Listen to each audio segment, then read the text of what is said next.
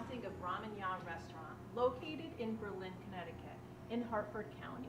In 1659, Sergeant Richard Beckley purchased 300 acres from Chief Teramagus. He built a home for his family and became the first Berlin settler. As Berlin grew by the 18th century, the birth of the Yankee peddler began. The first tinware business in the colonies was established. Berlin grew with farms, mills, blacksmiths, and iron workers. In addition to tinware, ammunition was made from local lead mines during Revolutionary War. Berlin is now home to over 18,000 people, but Berlin hasn't lost its classic charm and remains rich in history. Still standing are buildings from the 18th and 19th century, with architectural styles like New England Colonial, Federal, Greek Revival, Gothic, Late Victorian, Queen Anne, Colonial Revival, and Tudor Revival. It's like stepping back in time. With narrow tree-lined roads, it's no wonder Berlin holds on to its ghosts, or should I say, its ghosts hold on to Berlin.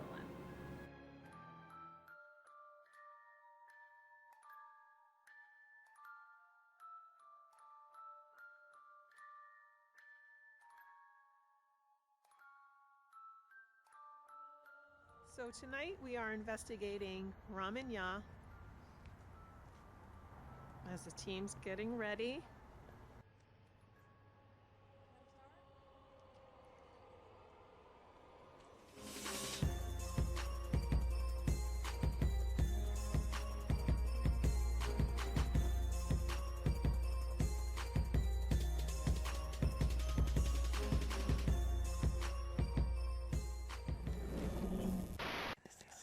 My name is Sarah. I'm the owner of Ramanya in Berlin, Connecticut. My first impression of the location when I walked in was that it was a big open space. It was on a nice busy road. It was in a small town, and I kind of liked that feeling. And so I was like, oh, I think I found it. First time I thought something paranormal was going on, I was probably the last person to think that. It was all the workers would come up to me and tell me this and that, and I was like, oh, they're crazy, or you know. Decided to call in my team, Connecticut Spirit Investigators, and what did you want my team to do? I just wanted, I called the team because I wanted to make sure I wasn't crazy, right? And I saw that move, but maybe there's a reason, or maybe I didn't even see it move, and I just thought I saw it move, because a lot of times it's in your peripheral vision. And then I started hearing whispering. And first thing I was like, oh God, it's happening. I'm crazy. You know, this is when the voices start and everything. You always think it's somebody else, and it really sounded like somebody else. And then other people were saying things, and then you would hear knocking. One of the workers was like, I went to go close the door, and the door shut on its own instead, and people were getting scared. And then you start hearing whistling. And then we had one customer come in, and he's like, he's gonna try to talk to you tonight, but you have to be alone. So I stayed, and then I heard a voice on it, and that was probably my first piece of evidence where I'm like, maybe this is real if somebody else can hear it. If I could prove that I heard it and somebody else heard it, then I could reach out to somebody. So We did 2 investigations, and we had some really great experiences both times, so we're just here to talk about some of those experiences. So I remember, like, as soon as we went in, it felt like eyes were on us, and as soon as we started to you know, take our equipment out of the boxes, you guys were just saying... We were distracted by all the activity we were feeling. Right. Yeah, the energy was really strong. Yeah. Yep. We were like hit with that energy, and then our batteries, right? You were like... As soon as I took out my camera, Yeah. took 2 photos, and the battery was dead, but they were fully charged, so I didn't understand. Yeah. So we know that... I remember that. We know Right? that Yeah. energy drains our Actually, my batteries. battery did die because I had to plug my camera into the wall. So Right. I remember that. I do Yes. remember that. Yeah. So it seemed like that energy there was definitely wanted to talk to us. I was standing right here. So I was doing my work, and I was just getting some setting work done up for the next day. And so I have my stocks going, I'm cutting chicken, and then I hear in the hallway over there, boom, boom, boom.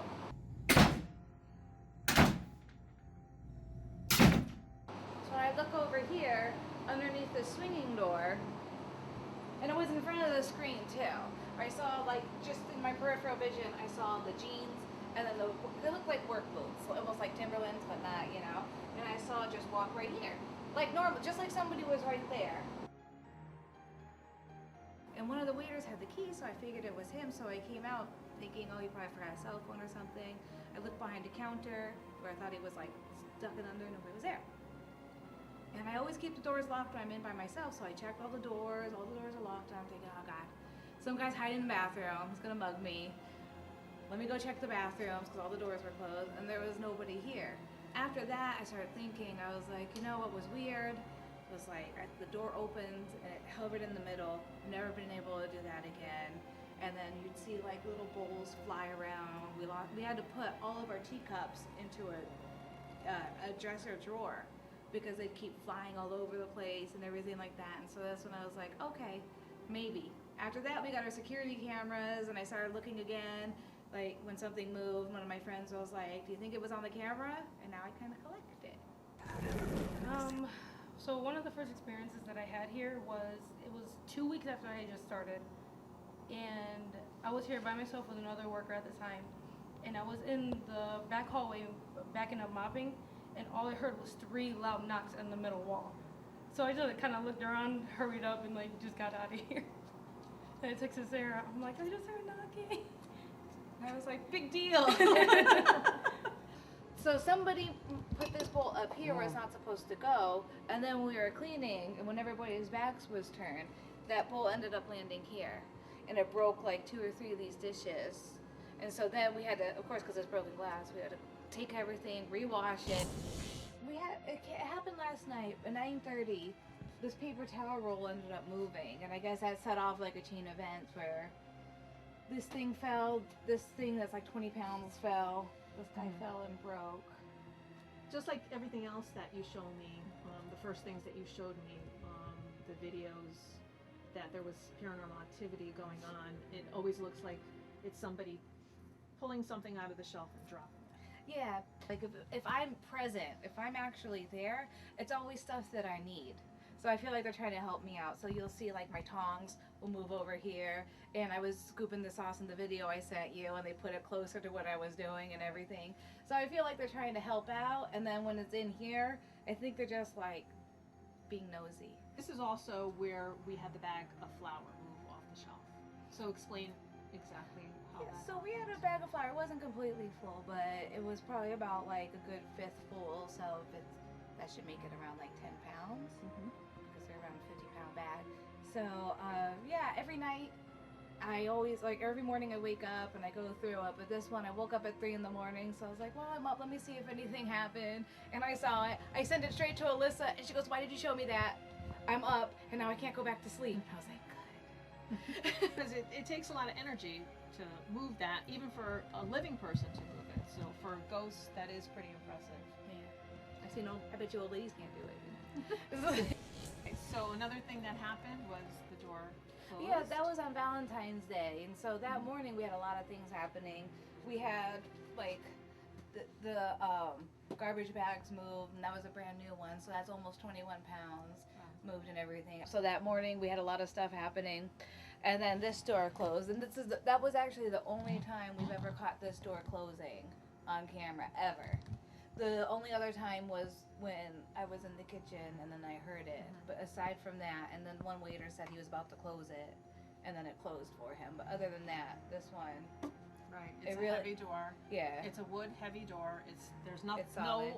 breeze or anything in here. Yeah, that this would room doesn't cause have it- any vents in it. That would cause it to close.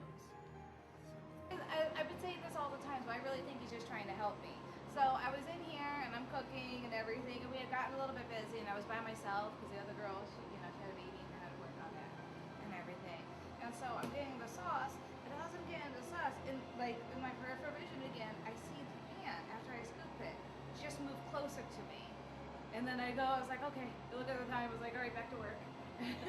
Basically, we keep almost all of our cooking utensils in here, and this one we use obviously for tenderizing. So it was in here, we were having a busy night.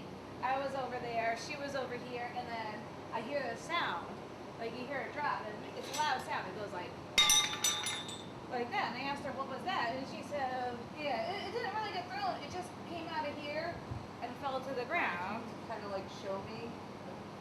Wow, that's kind of heavy. And actually everything, like I was saying, it kind of lifted up and then drops. Right. Yeah, So it's not like it if you falls. look really careful, Yeah. you'll see it comes like this. It fell on the ground, and then I said, what was that? And she goes, your hammer fell out. Nick, what were some of the things that you were watching the cameras that were set up while we were investigating? What was going on? A lot of orbs? More than usual? There was no, not more than usual. There was activity. There was definitely some crazy orbs going on. Not straight across. There wasn't the dust. It was zigzagging. So it was definitely an orb. And another thing that happened, as soon as we walked in and I was doing thermal imaging, there was a big hot spot right on the wall, and we tried to investigate that, and we couldn't find what that Where hot the lamp spot was, right? Where the lamp That's was. right. Yeah. The lamp was shut off. There was no heat coming. It was unplugged, if It was I remember unplugged, correctly. yeah. It was unplugged. Yep. When the REM pod was going off, and was there a lot of orbs on the cameras in that area at that time? Like, would you see more than? I mean, like, No, it was just he just focused on the REM pod. sitting on that REM pod. Yeah, he definitely enjoyed manipulating the REM pod, and every time we asked him to do it, he was like, he definitely obliged. He was like, So fine. Ben was already identified as Benedict before the REM pod started going off, right? Yes, because we had done Ghost Box first. Well, this was an EVP though, but he told us Yeah. Ben in the EVP in the ghost box. But later on, we found out his real formal name was Benedict. Because we were asking, is there anybody here with Ben? And this fellow comes through on an EVP saying, I've been waiting a long time with Benedict. Yes. Like